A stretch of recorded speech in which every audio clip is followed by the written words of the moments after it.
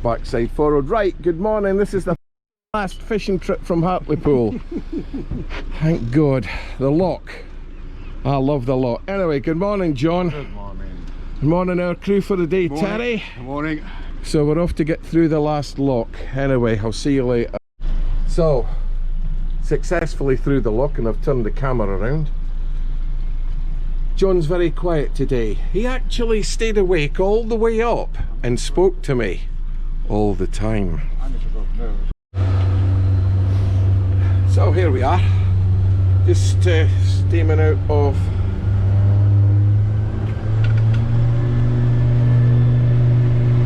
Hartlepool. Something underneath us on the sounder. So we're going to go to Red Wreck 4 first. One of yours failed. I don't think you've ever fished. So pretty good conditions. Wee bit choppy, but the waves aren't that big. And when we do get out, there's a bit of a roll. So that's one. Yeah, they're about 10 seconds apart. So, I'm going to leave you on as we're going out, and I'll see you later.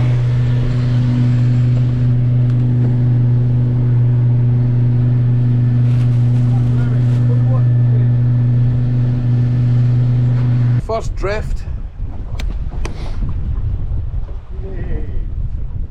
And John's in. It's massive. Watch that lead on the side of the boat.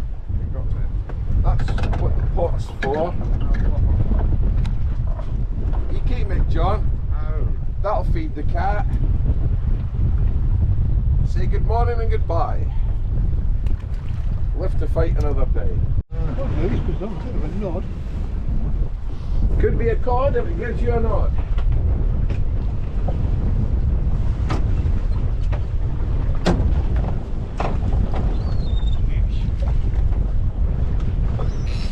Stinky whitey upside down. Ah! The false hook's whiting. What a change. You sent me a decent fish. And John's got the wreck. Again. Give up the hook.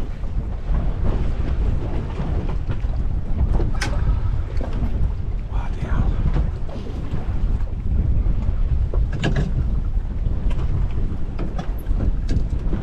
Oh.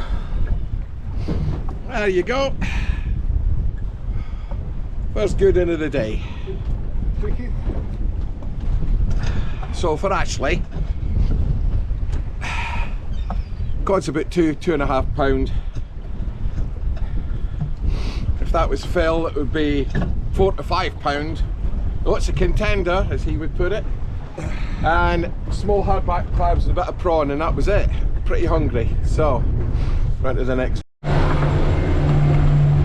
So I've done 2 wrecks that are close in, and we're just moving up now to the caravans at Skippersea Bay, and hopefully we're going to do some rough ground in there. It's coming up to 1 o'clock, so the tide should have slackened off by now, but no, it ain't. Low water was at 11:30 and everything's still drifting south to north, which is how it should be. But so we're just waiting on slack water, and then that'll make it a bit easier. But I was going to try and anchor up over a wreck. It's not going to happen. When it was picking up from the west, so it'll be like a pendulum. So hopefully we shall get some of the rough ground. See you back. So I've just come in. I don't know if you can see that. A little bit of rough ground. We're in the middle of a load of pots, which are just there, but sort of slack tide, where we're just getting blown with a wind now, because basically there's no tide running. So I'm going to go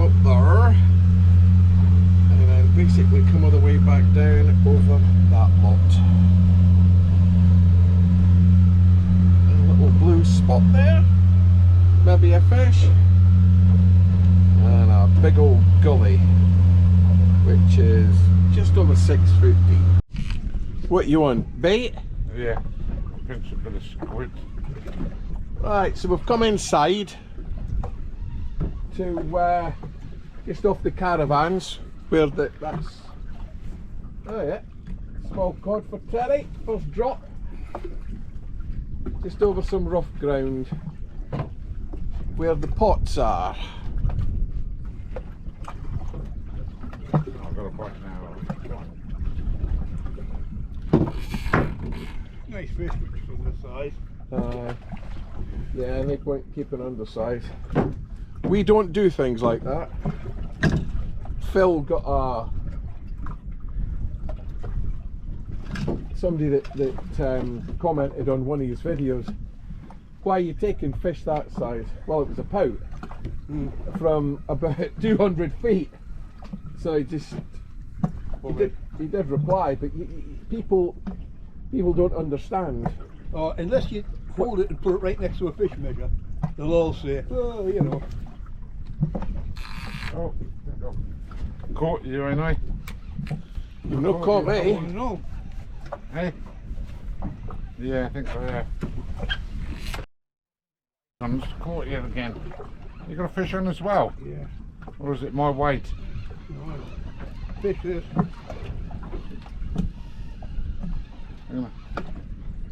I've got a big weight on. A big weight, yes. Oh, look at that. Oh, no, you ain't caught me.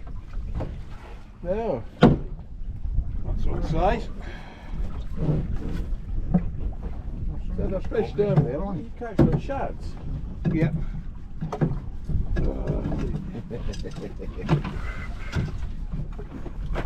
Oh, is it going off? Really heavy here. I think you've got me, or we've got each other.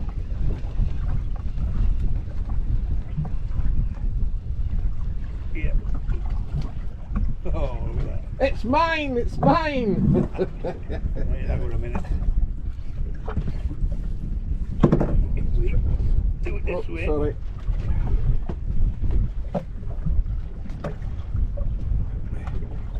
Just going to let the tension off this. There you go, you're free. Right. Yeah.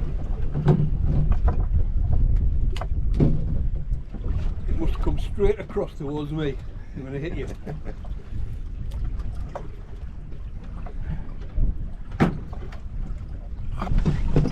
I'm going to pitch one and try it. You what? I'll pitch one and try it. Never caught on a prawn. Never. Ever. That's a decent bite, wasn't it? Never too bad. That's alright. You get it? It's deep hooks. That's a nice one. What, you, on your shad, or do you bait it? Bait a shadow. I never get them without bait on.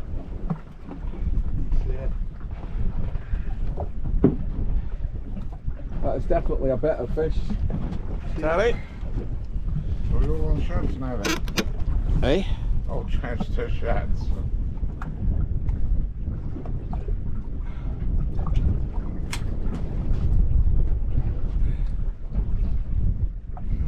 Out. Trevor? Have you got it? Yep. Might need the net. Goodbye, Phil, I hope. Oh, come on, yeah. Well, I was going to come up and all. Oh, it's a nice one as well. Decent size. Oh, that could beat Phil's.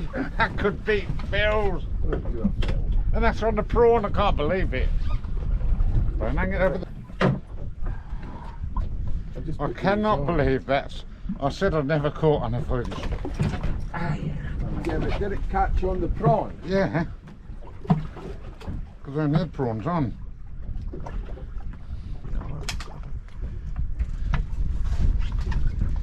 Lovely fish that, like. Definitely. Hey? It's just excreted down your front. I didn't realise there had so many teeth in it. Oh, aye. And the gills. Stick your fingers in the gills. Our mate Ashley caught a really big mackerel. Yeah! You ain't marked yours, have you, Phil? Oh, Philip!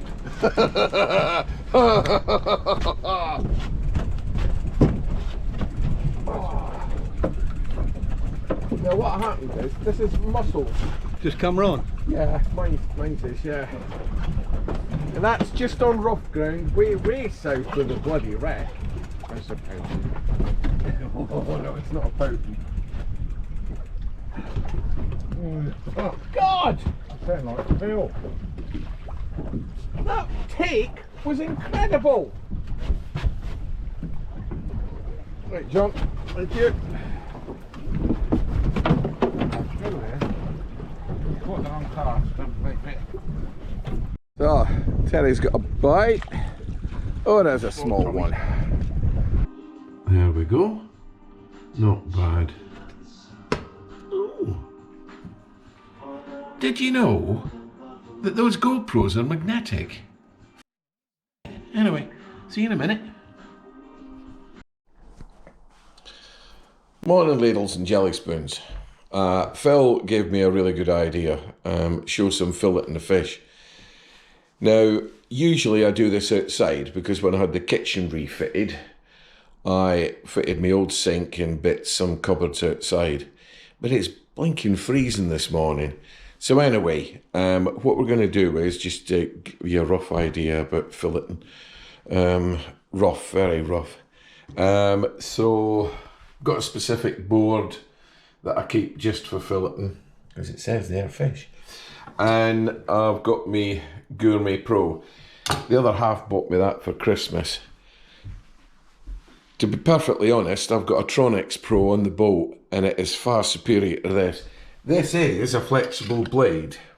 It's okay, but for smaller fish, at the end of the day, it's much better. Anyway, what we'll do is plump the fish into the sink. You'll just need to ignore all the rest of the crap that's round about. And give me a quick damp down, brush off, and we'll do some filleting. All the fish that we take are legal size. We've had some keyboard warriors with some interesting comments. Usually what we bring back is cod and ling, and they are all definite, proper sized. The only time that we might kill a fish that's undersized if it's swallowed the hook and there is no chance of retrieval, which is unfortunate. But the smaller fish that we do take, which is pouting and whiting, there's realistically no size that you could take. So it looks like, to an untrained eye, a pouting looks like a cod, a whiting looks like a cod. But I know there's some guys out there who'll be going, oh, for goodness sakes, know somebody else, but that's life, unfortunately. Anyway, let me just go and get the fish in and we'll start for proper. So, morning again. For you followers of Anstey Sea Angling, we've got two boats. Phil's is at the water at the moment and shortly it'll be going hopefully down the south coast. Do some bass fishing with that. And seize the days in Hartlepool. So, when we get fish, what I do is always got them at sea because there's less chance of a worm transfer into the flesh, and then pop them into white bags. I don't use black bags because they smell horrible and I'm sure they taint the blinking flesh of the fish. So what I do is set up, so we've got the bait, the board, the bin and the paper, and you'll see for what I do is I gently take any slime off the fish, fillet it, and then pop it onto a plate. I never wash the fillets once I've filleted them. Pat them dry, and then what I usually do is vacuum pack them. They keep much longer in the freezer, and if you've ever seen Phil's, he's got half a blinking ton in there, but he keeps using them up. He has got a large family. So what we're going to do is just pop that on there. Make sure that it's lined up. Just touch the screen. Where are you? Yeah, that's quite good. Right. So it's gutted, as you can see. Now I always wait for rigor mortis to set in. John, who was on the boat yesterday with us, we filleted his fish at just as we were coming into the lock. Well, just it's half a mile outside the lock, which the flesh is very, very gooey at that sort of time. It's not so easy to to fillet. Anyway, I always think leave it overnight, stick them in a fridge obviously. If you've not got a fridge, leave them on ice. I always take ice up with me.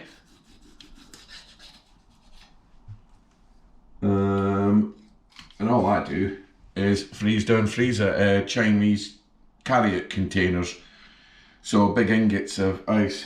Anyway, I hope you can see this because I'm doing it pretty far away.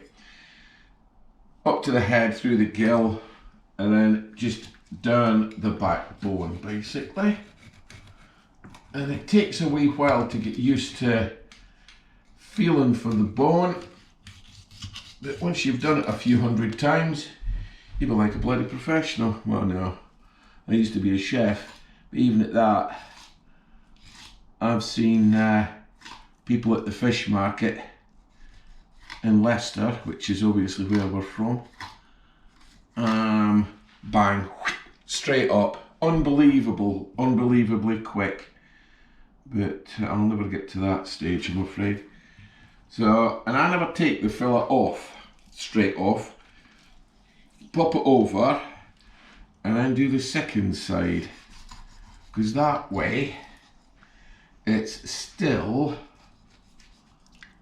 supported.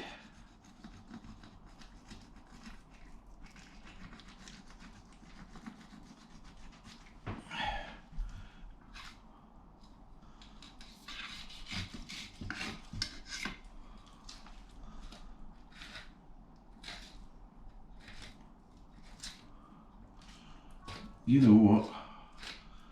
I know that my Tronix Pro's better than this. Much better. Right.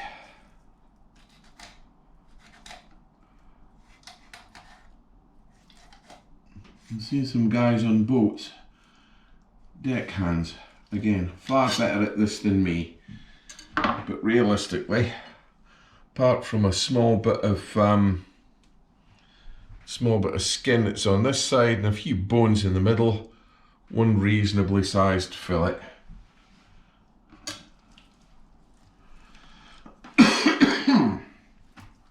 Turn it back over.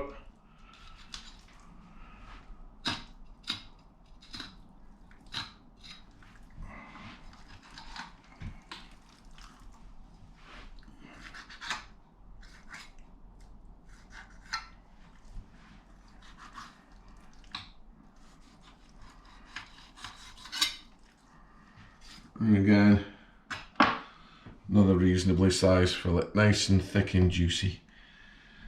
And there you go. You can almost see me through those transparent bones. Always a big chuck away with a cod. You caught a £6 cod and you'll get two £1 fillets off each side, maybe £1.25. Depends how beefy they are. But realistically, a lot of waste with a cod. Ling, however, you get 2/3 of the flesh on ling. So you catch a £6 ling and you're looking at £3.5 to £4 of flesh. And believe you me, I don't know if you've ever tasted ling, but it is bloody lovely. Anyway, that's how you do it.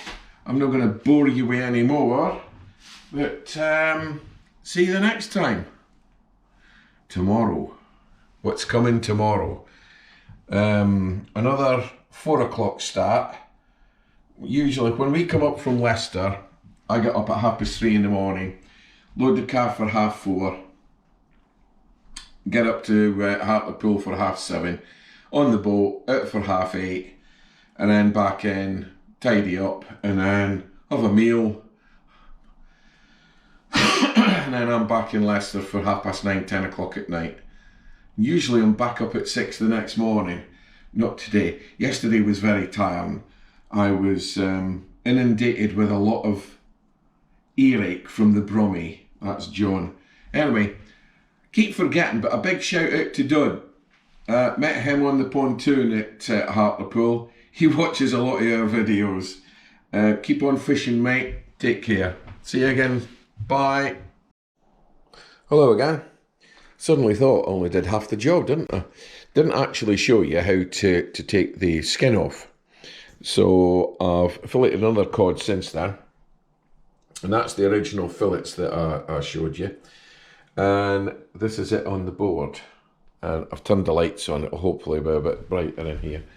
So again, attach the old GoPro magnetically to the toaster. Yeah, it could be a bit closer, couldn't it? So, let's just move you up a bit. That's okay. Right. So basically, get your fillet. Still got the skin on the board. Knife. With your fingers, hold the end. And then just cut into it. Try and do it this way. So basically, you cut down, but along. So you're not cutting through the skin. I've just done one overcompensated and went straight through the skin, and it's a nuisance to get back off. Anyway, sawing movement. Pull the skin out. Skin in the bin. Nice fillet. Wee bit bruised, but no surprising. There we go.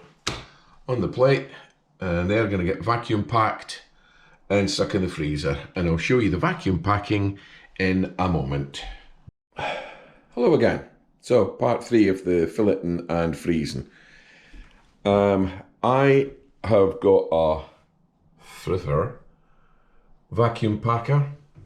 It's not the best. The strip goes eventually.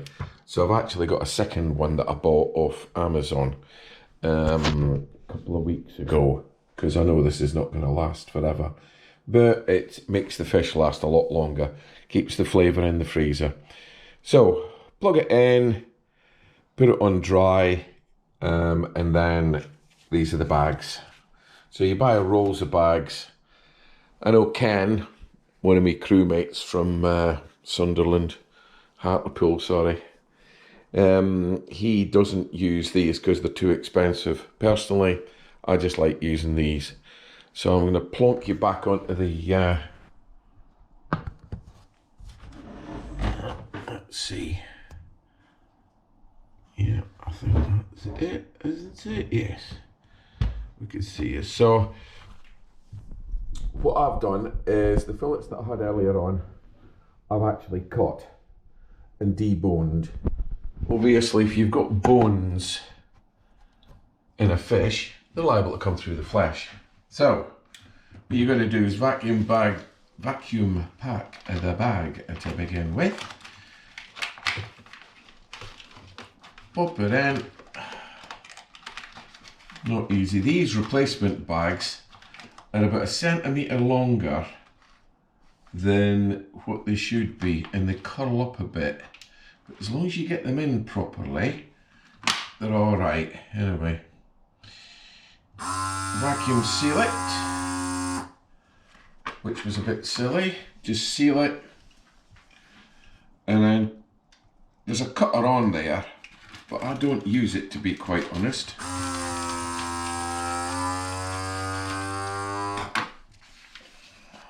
Oops. So that's it sealed. Pop open. Gently peel it off. So as you can see, that's the hermetically sealed. Then what I do is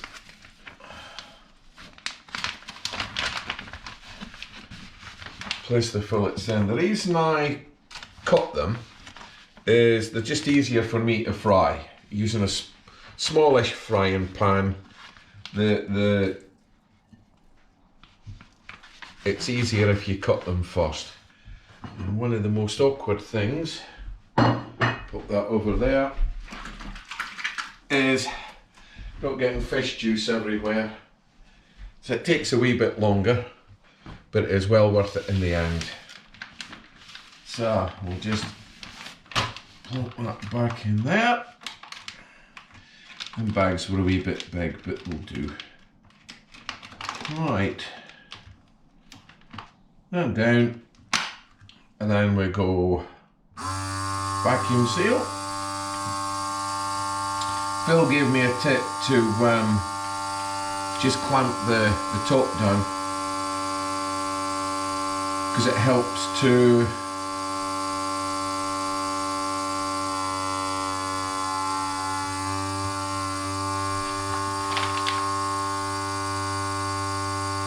and this is one of the dangers, it don't bloody seal. So there's obviously an open edge on it somewhere.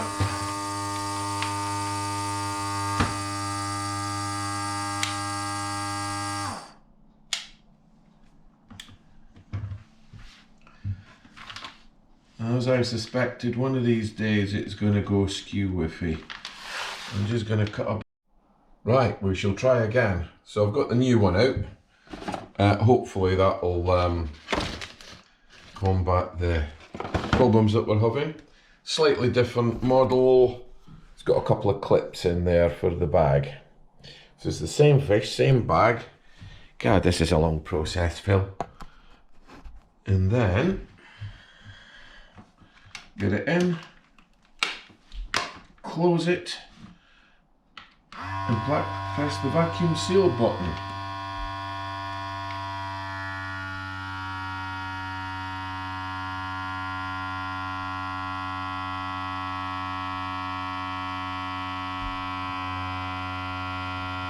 And it's not sealing, so this is a compromised bag.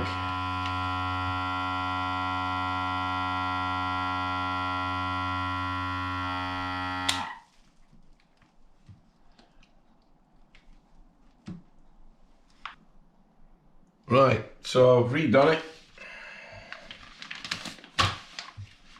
Hopefully, with a new bag.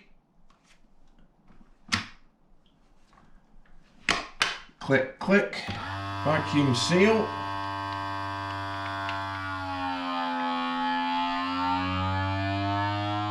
That sounds better. Sounds like a cow. And that last bit is the sealing part. So I gently undo the clasps.